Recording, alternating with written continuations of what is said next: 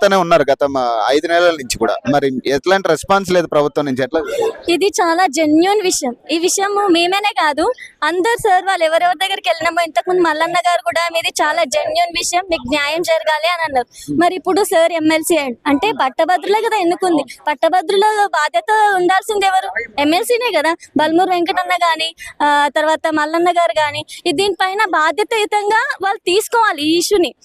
ఇంత బాధ్యత లేకుండా నిర్లక్ష్యత వహించడం అనేది చాలా బాధాకరం. గతంలో కూడా మీరు రేవంత్ రెడ్డి ఇంటి ముట్టడిదని వచ్చినప్పుడు కూడా చాలా ఇబ్బందులు పెట్టిన పరిస్థితి చూసాం మనం. అంటే లేడీస్ అని కూడా చూడకుండా పిల్లల్ని వదిలేసి వచ్చిన వాళ్ళను కూడా ఇబ్బందులు పెట్టిన పరిస్థితి ఆ రోజు అరెస్ట్ చేసి.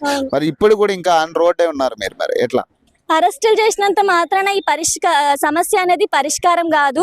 మీరు నిరుద్యోగుల పక్షపాతి అని చెప్పుకొచ్చిన గవర్నమెంట్ కాబట్టి ఖచ్చితంగా న్యాయం జరిగేంత వరకు మీ మాగం, మీరు న్యాయం చేయాల్సిందే. ఎందుకంటే ఇది చాలా జెన్యున్ విషయం. చిన్న పిల్లల్ని అడిగినా చెప్తారు. ఎవరైనా డిఎల్, జేఎల్, పీజీటీ, టీజీటీ పెద్ద పోస్ట్ నుంచి వస్తారు. కానీ ఇప్పుడు ఎగ్జాంపుల్ తీసుకోండి, ఎస్ఐ కానిస్టేబుల్ ఉంది. ఎస్ఐ వచ్చిన వాళ్ళకి ఏం చెప్తారు? ముందే ఎస్ఐ వచ్చినప్పుడు సెలెక్ట్ కాగానే మీకు ఎస్ఐ వచ్చింది, మీకు కానిస్టేబుల్ వస్తే కూడా మీరు వెళ్ళొద్దు అని ఒక పత్రం తీసుకుంటారు. అలాంటప్పుడు దీంట్లో ఎందుకు ఫాలో అవ్వరు? అంటే ఇది కూడా అన్నిట్లాగా ఎగ్జామ్సే కదా, మరి దీంట్లో కూడా ఖచ్చితంగా ఇది ఫాలో అవ్వాలి.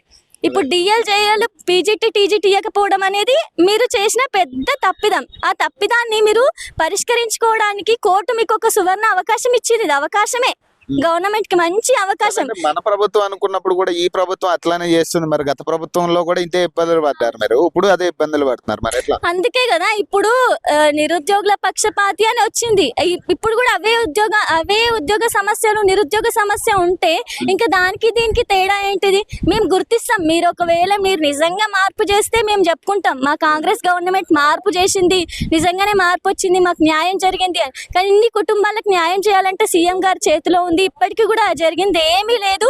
వాళ్ళు జాయిన్ అయిపోయారు. ఇప్పుడు మా friends already DL, JL, PGT వచ్చిన వాళ్ళు జాయిన్ అయిపోయారు. మిగిలిన పోస్టులోనైనా నాన్ జాయిన్ పోస్టులు ఉన్నాయి కదా, ఆ పోస్ట్ లో డౌన్ మెరిట్ లో ఉన్న అభ్యర్థులను ఫిల్ చేయాలని మేము డిమాండ్ చేస్తున్నాం. Thank you.